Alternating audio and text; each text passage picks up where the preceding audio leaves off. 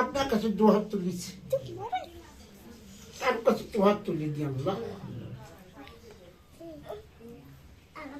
আপনার নাম রহমান, আপনার নাম রহিম, আপনার নাম সত্তার, আপনার নাম গফফার, আপনার নাম রহমানুর রহিম, আর আমাদের নাম হচ্ছে গুনাহগার। গুনাহগার গুনাহগার গুনাহ করে করে পাহাড় পরিমাণ গুনাহ করে আপনার ওই রহমান রহিমের কাছে দুহাত তুলেছি।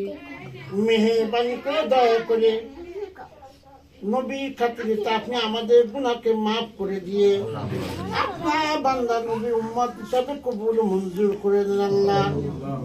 যে আমল করলে আপনি খুশি হয়ে যান, আমার রসুল খুশি হয়ে যায়, সে আমল আপনার কুদরতে হাত দিয়ে করাই নেবেন আল্লাহ।